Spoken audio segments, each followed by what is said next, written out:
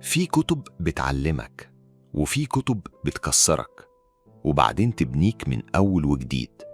كتب تفتح لك باب تخش جواه تلاقي نفسك واقف قدام مراية بتسأل أنا مين؟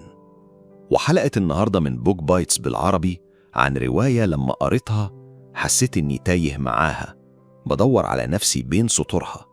رواية ساق البامبو للكاتب الكويتي سعود السنعوسي. أنا مالك، وده صوت واحد ضايع في النص، نص اسمه عربي ونص دمه فلبيني ونص تالت محدش عارف يصنفه. القصة بتحكي عن شاب اسمه هوزيه، اتولد من أم فلبينية كانت شغالة في بيت كويتي، وأب كويتي من عيلة غنية بس خايف من المجتمع. حبوا بعض بس المجتمع ما حبهمش.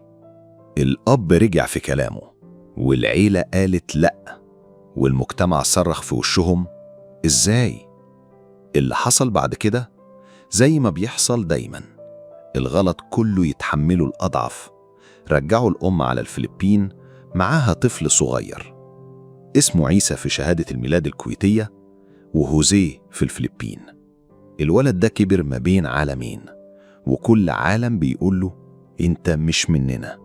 في الفلبين كانوا شايفين شكله مختلف، لونه مش زيهم وطريقته في الكلام مش زيهم، وكان دايما بيتقاله انت مش فلبيني بجد. وفي الكويت مفيش اي اثبات انه ابن البلد، كل ما يمسك ورقة يلاقيها ضده، كل ما يحاول يضحك يفتكر اللي اتقاله انت ابن الخدامة.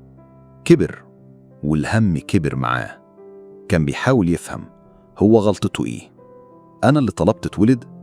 كان بيحاول يلاقي اي حد يصدقه يقوله انت ليك حق، بس حتى الورق حتى الجنسية كانت ضده. ما كانش عنده وطن ولا انتماء ولا حد. هو كان ساق بامبو، نبات بيعيش في أي أرض بس من غير جذور. والسؤال اللي الرواية بتسيبه في قلبك، لو اتولدت في بلد لكن الناس مش عايزاك فيه، يبقى ده وطنك؟ ساق البامبو مش بتدور على إجابة، هي بتدور على صوت، على شاب اسمه عيسى بيحاول يكون حد، بيحاول يثبت إنه ليه مكان. في الآخر الرواية بتاخدك لمكان مؤلم بس حقيقي، بتفهمك إن الهوية مش جنسية، الهوية إحساس، وبتعلمك إن الغربة مش سفر، الغربة لما تبقى في وسط الناس ومحدش شايفك. رواية تقيلة وما خلصتش بسهولة. أنا مالك، ودي كانت الحلقة 5 من بوك بايتس بالعربي. استنوني في الحلقة الجاية، يمكن نلاقي فيها وطن ولو جوه كلمة. سلام.